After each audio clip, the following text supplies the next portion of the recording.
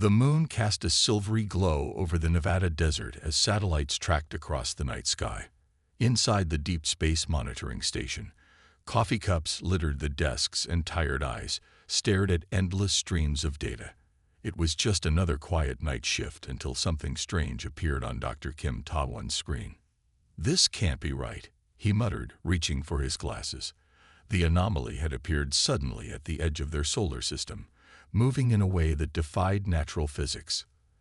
Dr. Kim's hands trembled slightly as he ran the calculations again. The object was massive, nearly the size of a small moon, and it was slowing down in a controlled manner that suggested advanced propulsion technology. He took a deep breath and picked up the secure phone. Within minutes, the quiet monitoring station transformed into a hub of frantic activity.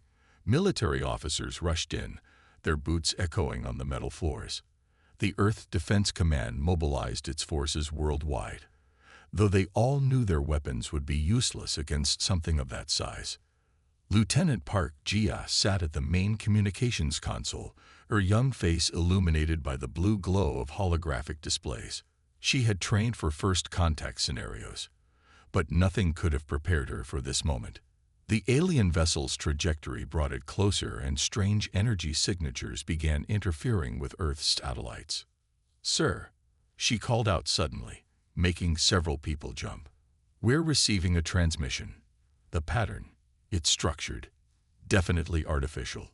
Her fingers moved quickly across the interface, trying to decode the alien signals. The room fell silent except for the quiet hum of computers. The message, when it finally came through, was unlike anything they had expected. Instead of threats or demands, it carried a plea for help.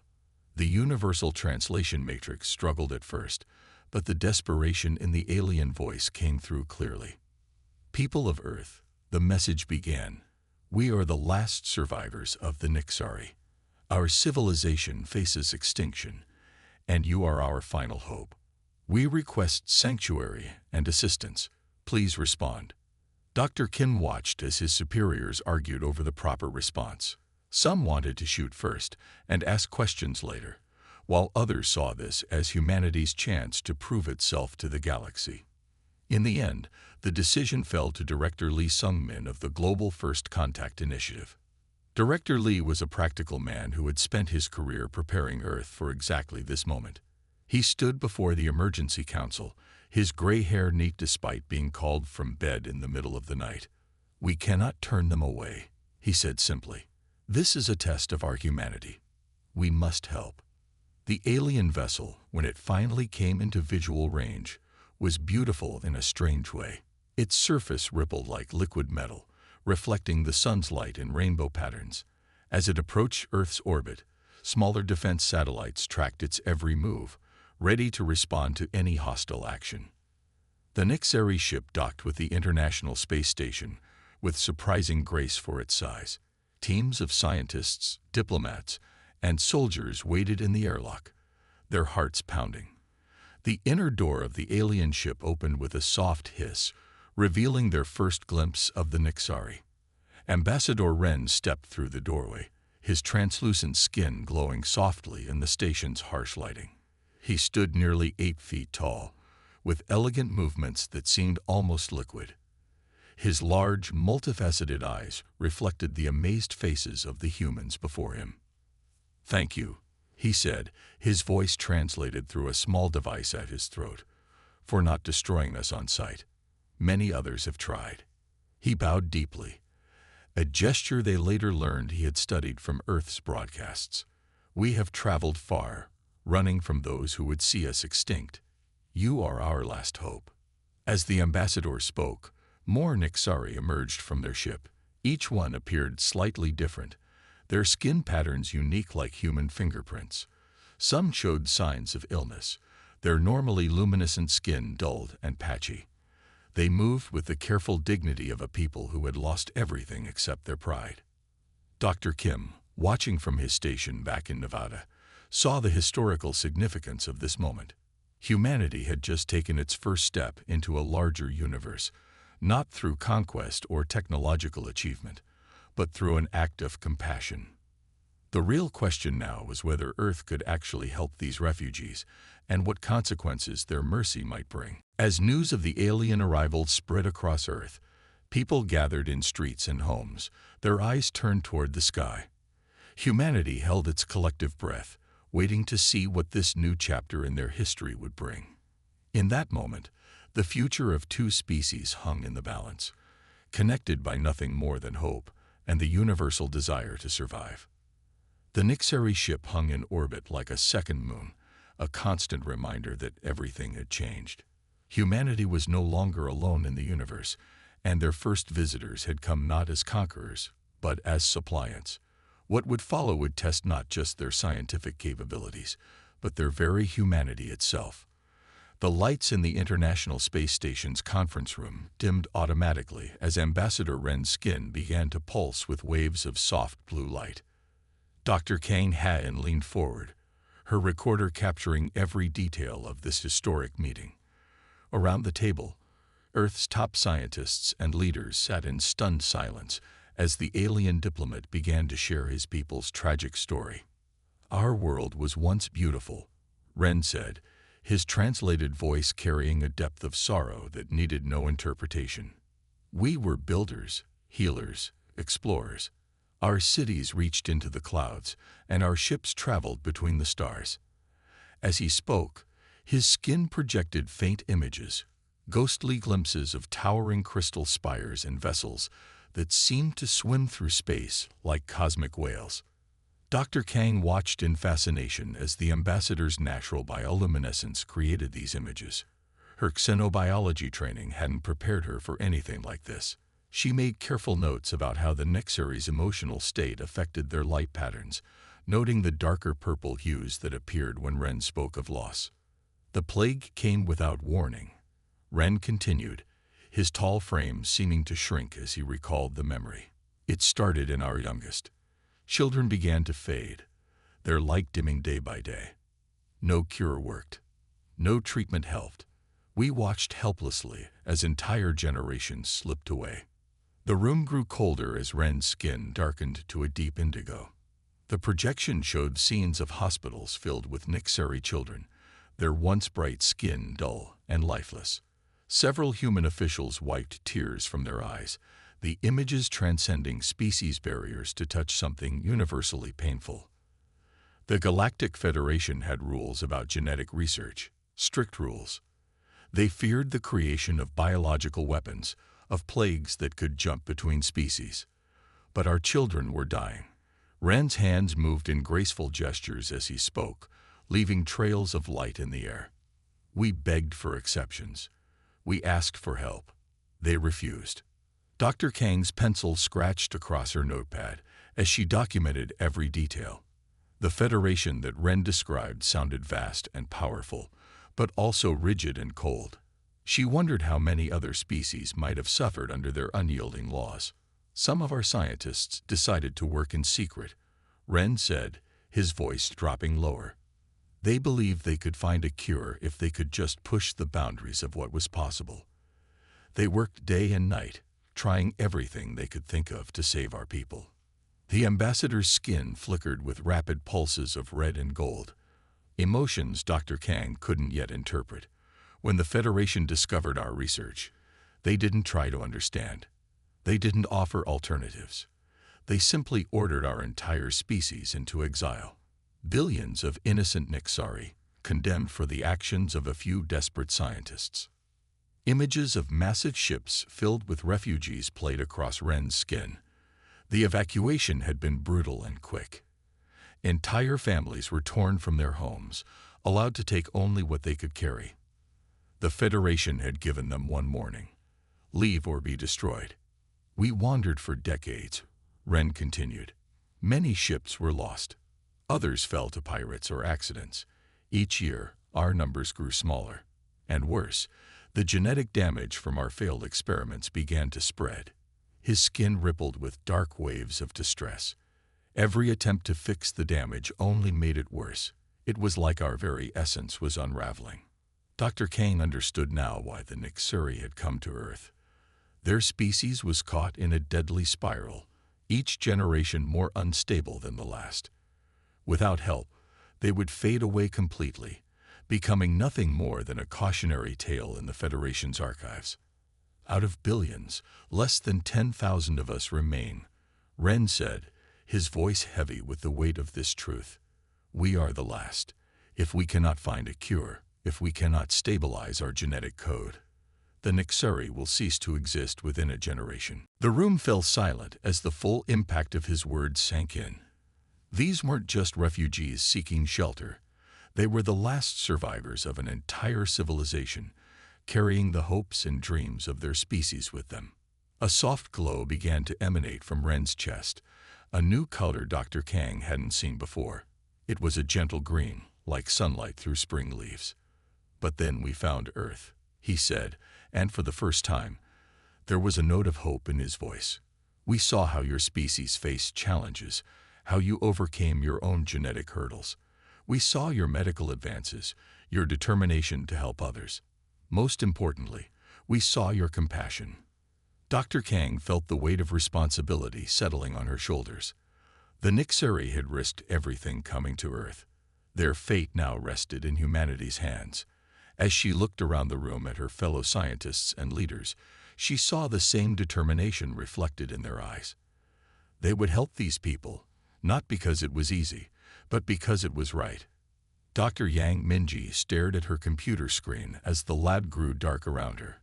It was well past midnight at the Seoul Genetic Institute, and she was the only one still working. Empty coffee cups littered her desk, testament to the long hours she'd spent comparing human and Nixari DNA sequences. Something about the patterns kept nagging at her mind, like a half-remembered song. The young researcher rubbed her tired eyes and was about to call it a night when she noticed something odd in the data. At first, she thought it was a processing error. She ran the analysis again, then a third time. Her hands began to shake as she realized what she was seeing. This can't be right, she whispered to herself, but the numbers didn't lie. Parts of human DNA that scientists had long dismissed as useless, the so-called junk DNA, showed striking similarities to stable sections of ancient Nixari genetic code. Minji spent the next 3 hours confirming her findings, her excitement growing with each test. By the time she called her supervisor, Dr. Park Sang-hoon, the sun was rising over Seoul. This better be important, Dr. Park grumbled over the phone. But 20 minutes later, he was standing in her lab, staring at the same data with wide eyes. Look here, Minji pointed to a complex diagram on her screen. These sequences in human DNA, they're like backup copies of the genes the Nixari lost. It's as if our DNA contains a blueprint for genetic stability that their species somehow lost along the way. Within hours, the quiet lab transformed into a hub of activity. Scientists from across the institute crowded around Minji's workstation, arguing about the implications of her discovery. News spread quickly through the global scientific community. At the temporary Nixari embassy in Geneva, Ambassador Ren's skin lit up with patterns of hope when he heard the news. The possibility that humanity might hold the key to saving his people seemed almost too good to be true. Minji found herself thrust into the spotlight, presenting her findings to rooms full of world leaders and top scientists. Her voice trembled at first, but grew stronger as she explained her theory. Human DNA is remarkably resilient, she told the assembled experts. Over thousands of generations, we've developed incredible genetic diversity and stability. The very parts of our genome that we thought were useless might be exactly what the Nixari need. Her proposal was both simple and radical. Create a genetic therapy using modified human DNA to stabilize the Nixari genome. The technical challenges would be enormous, but the basic concept was sound. Not everyone supported the idea. Some scientists worried about unforeseen consequences. Others feared giving away human genetic secrets to an alien species. The UN Security Council chambers echoed with heated debates. We cannot risk contaminating their species with human DNA, one scientist argued. The consequences could be catastrophic. They're already dying. Minji countered, her usual shyness forgotten in her passion to help. Without intervention, the Nixari will be extinct within a generation. We have the power to prevent that. As the debates raged on, Minji worked tirelessly in her lab. She began running simulations, testing different combinations of human and Nixari DNA. Each failure taught her something new, and gradually, a possible solution began to take shape. The breakthrough came late one night, when she successfully stabilized a sample of damaged Nixari cells using modified human genetic material. The treated cells showed signs of repair, their bioluminescence growing stronger under the microscope. Minji sat back in her chair, tears streaming down her face as she watched the cells pulse with healthy light. It wasn't a complete solution yet, but it was proof that her theory could work. The news of her successful experiment changed the tone of the global debate. It was one thing to discuss theoretical possibilities, but actual results demanded action. The clock was ticking for the Nixari, and humanity had to decide quickly whether to help them. In a historic session, the UN Security Council gathered to vote on approving the genetic therapy research. Minji stood before them, no longer the shy junior researcher, but a scientist fighting to save a species. "We have a choice," she told them. "We can stand by and watch an entire civilization vanish, or we can reach out and help. The Nixari came to us because they saw something special in humanity. Let's prove them right." As the council members cast their votes, Minji thought about the Nixari children she'd met, their skin already showing signs of genetic degradation. She thought about Ambassador Ren's stories of his people's lost world and about humanity's chance to prevent another tragedy. The vote passed by a narrow margin. Humanity would try to save the Nixari, no matter the challenges ahead. As Minji walked out of the UN building, she looked up at the stars and smiled. Sometimes the biggest breakthroughs come from the most unexpected places, even from the parts of ourselves we thought were useless. The morning sunlight streamed through the windows of the Global Genetic Initiative's main laboratory in Seoul, illuminating rows of advanced equipment and teams of scientists from every corner of Earth. Dr. Choi Do-hyun stood at the center of it all, his silver hair catching the light as he reviewed the final safety protocols for their first clinical trial. Screens around the lab displayed real-time data from research centers in Tokyo, London, New York, and a dozen other cities. The world's best minds had come together for this project, setting aside rivalries and national interests in the race to save the Nixari. "All systems are ready," reported Dr. Santos from Brazil, her face serious on the video conference screen. Similar confirmations came in from other centers around the globe. The amount of computing power dedicated to this single project exceeded anything humanity had attempted before. In a specially designed treatment chamber, young Vess waited patiently. His skin glowed with a weak, flickering light, a sign of advanced genetic degradation. At just 20 Earth years old, he was already showing symptoms that usually appeared much later in life. "Are you sure about this?" Dr. Choi asked Vess one final time. "The treatment is experimental. We cannot guarantee your safety." Vess's skin pulsed with a determined blue light. "My people face extinction," he replied through the translator. "If there is even a small chance this will work, I must try. Better to die trying to save our species than to fade away slowly."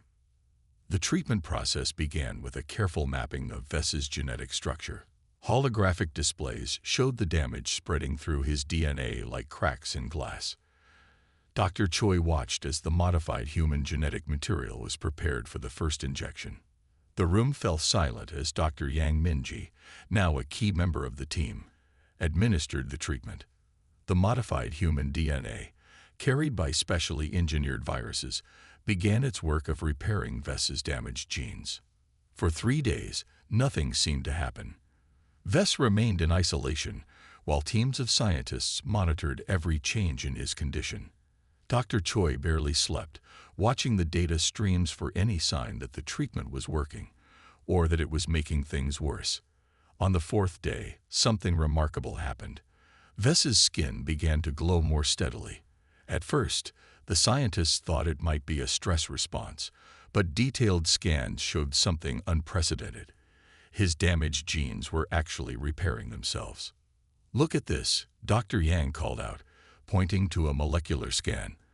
"The human DNA sequences aren't just stopping the degradation. They're teaching his cells how to fix themselves."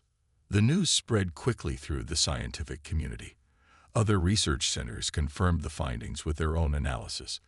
The treatment wasn't just working. It was working better than anyone had dared to hope. Vess's recovery continued to amaze everyone. Within weeks, his skin glowed with health, showing complex patterns of light that many younger Nixuri had never been able to produce. His strength returned, and the chronic pain that had plagued him began to fade. "I feel whole again," he told Dr. Choi during one checkup, his skin shimmering with joy. "For the first time in my life, I'm not afraid of falling apart." More Nixuri volunteers came forward, eager to receive the treatment.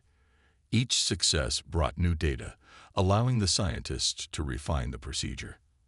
They learned to tailor the treatment to each individual's specific genetic damage, improving the success rate with each attempt. Dr. Choi worked tirelessly, coordinating efforts between research centers and overseeing each new treatment personally. He knew they were making history, not just medical history, but proving that humanity could rise above its differences to help others. The atmosphere in the labs changed from desperate hope to cautious celebration. Even the most skeptical scientists had to admit that the treatment was working. The Nixuri volunteers showed consistent improvement, their genetic structure stabilizing in ways that had seemed impossible just months before. Ambassador Ren visited the facility to see the results for himself. His skin glowed with complex patterns of joy and gratitude as he watched Vess demonstrate his restored abilities, creating beautiful displays of light that danced through the air. "You have given us back our future," Ren told Dr. Choi, his translator struggling to convey the depth of emotion in his voice. "My people will never forget this." As news of the treatment's success spread, more research centers around the world joined the effort. The project grew beyond anyone's expectations, becoming a symbol of what humanity could achieve when they worked together. Dr. Choi often found himself working late into the night, reviewing data and planning the next phase of treatments. Looking at the screens showing healthy Nixuri cells, he smiled, thinking about how far they'd come. What had started as a desperate attempt to save a dying species had become proof of humanity's potential for compassion and innovation. In the treatment ward, Vess had become something of a celebrity among both humans and Nixuri. He spent hours helping new volunteers understand the process, his restored bioluminescence a living testament to the treatment's success. His story gave hope to others who still waited for their chance at renewal. The deep space sensors lit up like Christmas trees across every monitoring station on Earth. Massive ships, larger than anything humanity had ever built, emerged from hyperspace at the edge of the solar system. Their hulls gleamed with an alien metallic sheen that seemed to absorb light rather than reflect it. Admiral Kim Ji-ho stood on the bridge of the EDS Prometheus, Earth's newest flagship, watching the tactical displays with steady eyes. Years of military training couldn't have prepared her for this moment. The Federation ships dwarfed her entire fleet like whales among minnows. "Report," she commanded, her voice calm despite the tension filling the bridge. 15 vessels, Admiral," her tactical officer responded. "Their energy readings are off the charts. One of those ships could probably level a continent."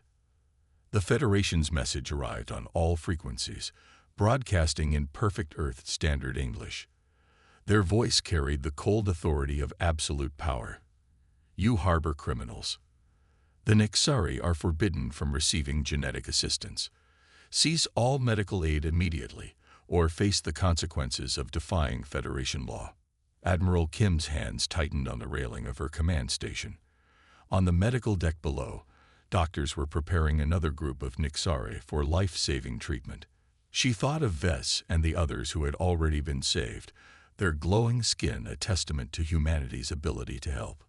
"Open a channel," she ordered. "All frequencies, all languages." The communications officer nodded, and Admiral Kim straightened her uniform.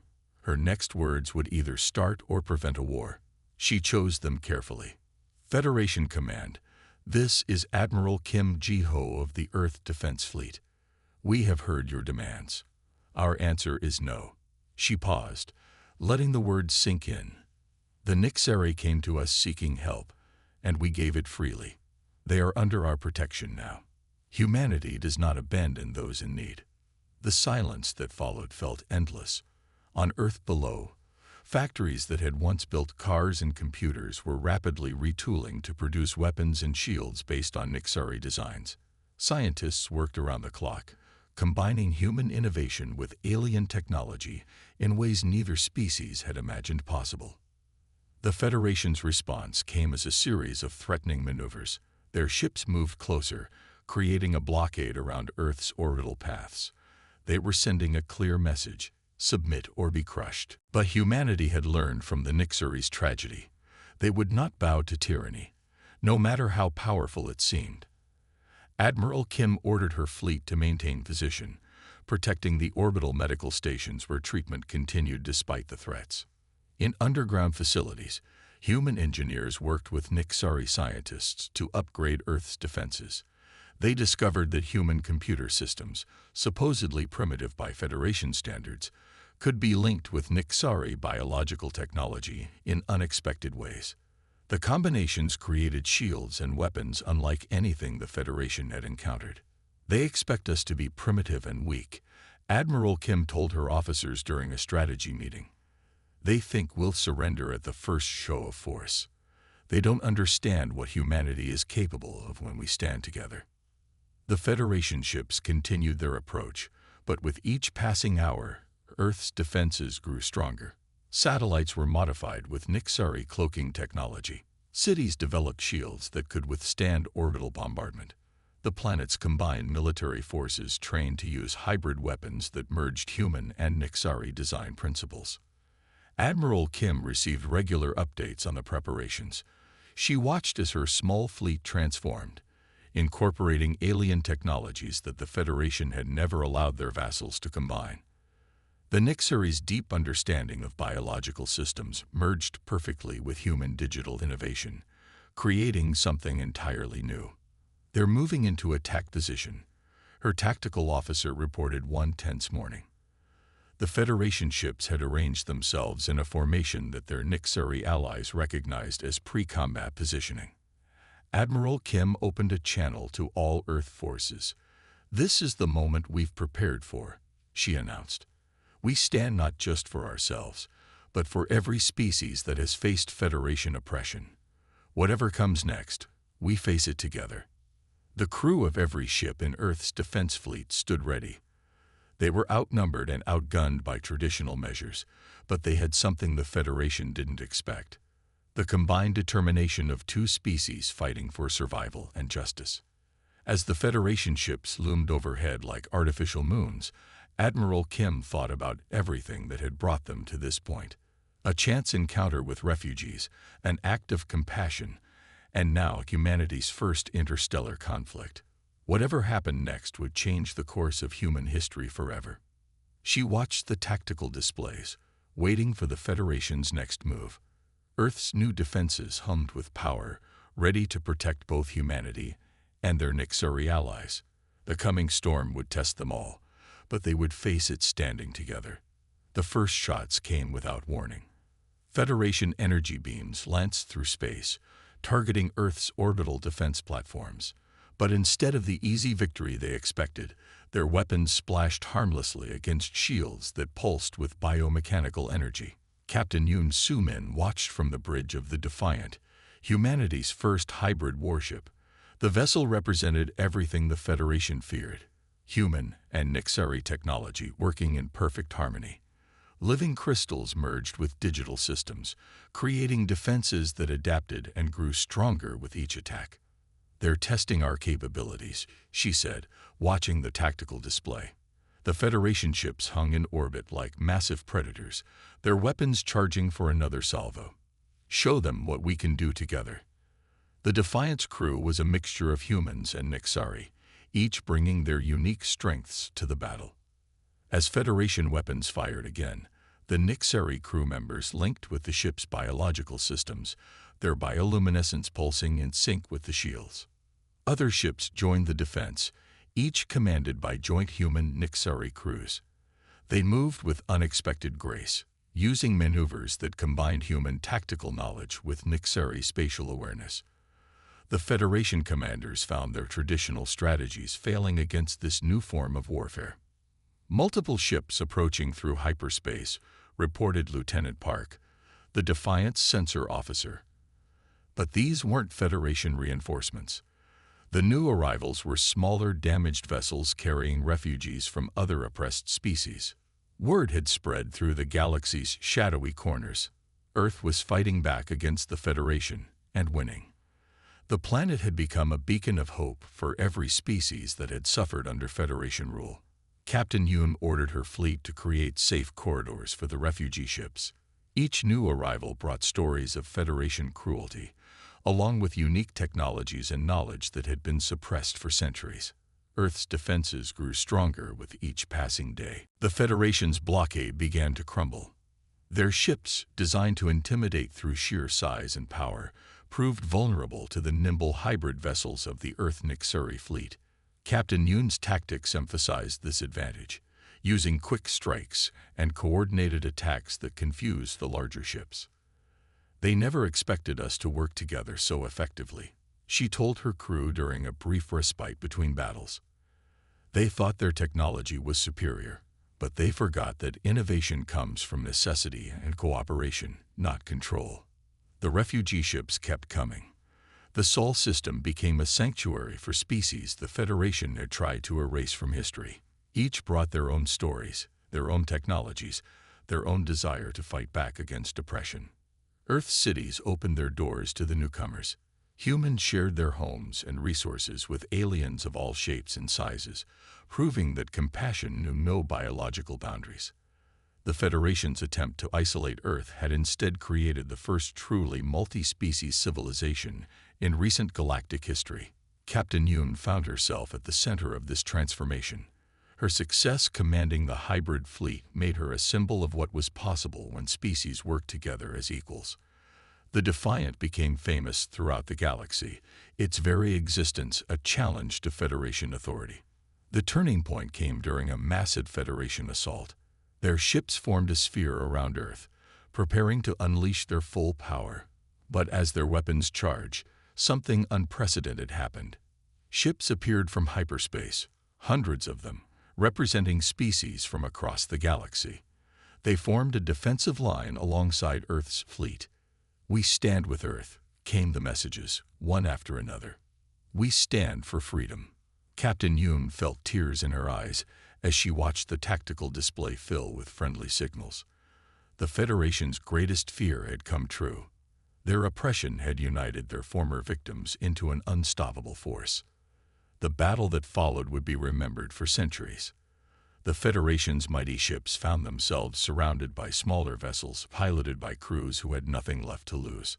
Earth's hybrid technology spread quickly among their allies, creating a fighting force unlike anything the galaxy had seen before.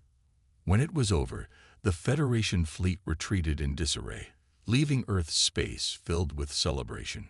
Captain Yoon stood on the Defiant's observation deck, watching ships of a dozen species moving peacefully through space together. A message spread across the galaxy, carried by ships and survivors. Earth protects its own, and anyone seeking freedom would find sanctuary in the Sol system. The Federation's power had finally met its match, not in superior weapons or technology, but in the simple power of beings standing together against tyranny. The stars seemed brighter that night, as if the galaxy itself was celebrating a new beginning. Captain Yoon smiled, knowing that this was just the start of humanity's greatest adventure, learning to live and grow alongside their new galactic family. The sunrise over New York City painted the sky in shades of hope. Inside the United Nations building, delegates from Earth and a dozen alien species gathered for a historic announcement. Dr. Yang Minji stood at the podium, her hand steady as she prepared to share the news that would change galactic history. The hall was filled with faces of all kinds, human diplomats in formal wear, Nixari with their gently glowing skin, and representatives from other species who had found sanctuary on Earth. Cameras broadcast the moment to billions across Earth and beyond. 1 year ago, Dr. Yang began, the Nixari came to us facing extinction. Today, I can officially announce that their species will survive. She paused as the room erupted in applause, the Nixari's skin flashing with patterns of pure joy. The genetic therapy has been successful beyond our highest hopes. Not only have we stopped the degradation, but their population is growing for the first time in generations. In the front row, Vess sat with his family, including a newborn child whose skin glowed with perfect health. They were living proof of the treatment's success. The first Nixari baby born without genetic damage in over a century. Ambassador Ren rose to speak next, his tall form commanding attention. The same federation that had once exiled his people now sent representatives who sat quietly in the back, forced to witness this triumph of compassion over control. My people came to Earth with nothing but hope, Ren said, his skin creating beautiful patterns of gratitude that danced across the walls. You gave us more than medicine. You gave us a home, a future, and most importantly, you gave us dignity. The hall fell silent as scenes played across his luminescent skin. Images of human doctors working alongside Nixari healers, of children from both species playing together in parks, of joint scientific discoveries that had revolutionized medicine across the galaxy. Dr. Choi Do-hyun, now head of the Interspecies Medical Exchange, presented the next phase of their work. The genetic therapy developed for the Nixari had led to breakthroughs in treating human diseases. Other species had contributed their own medical knowledge, creating a golden age of healing. Admiral Kim Ji-ho and Captain Yoon Soo-min represented Earth's defense forces at the ceremony. Their successful protection of Earth had transformed into something greater, a peacekeeping fleet that defended the rights of all species who sought freedom from oppression. The Federation taught fear, Admiral Kim said. Earth teaches hope. The ceremony reached its peak with the signing of the Human-Nixari Alliance, but it had become much more than a treaty between two species. Representatives from a dozen formerly persecuted races added their signatures, creating the first truly equal interstellar coalition. As the documents were signed, Dr. Yang found herself thinking about that first night in her lab, when she discovered the connection between human and Nixari DNA. What had started as a desperate attempt to save one species had grown into a movement that was reshaping the galaxy. Outside the UN building, crowds celebrated in the streets. Humans and aliens mingled freely, their differences forgotten in the joy of the moment. Earth had become exactly what the Federation feared most, proof that different species could live and work together as equals. Schools across Earth now taught classes in xenobiology and alien cultures. Hospitals developed departments specialized in treating different species. Every major city had neighborhoods where humans and aliens lived side by side, learning from each other, growing together. The Federation's power continued to wane as more species sought alliance with Earth. They had built their empire on fear and isolation, but they could not stand against the power of unity and compassion. As the ceremony concluded, Ambassador Ren's final words echoed through the hall. You saw us not as exiles or experiments, but as people worthy of saving. Humanity has taught the galaxy what true civilization means. Dr. Yang looked up at the sky through the UN building's windows. The stars seemed closer now, full of promise rather than threat. Humanity had found its place in the galaxy, not as conquerors or subjects, but as healers, protectors, and friends to all who sought a better way. The future stretched out before them, bright with possibility. Earth had become a beacon in the darkness, a place where any being could find hope, healing, and acceptance. They had proved that the strongest power in the universe wasn't advanced technology or military might. It was the simple choice to help others in need. This was humanity's gift to the galaxy and their legacy for generations to come.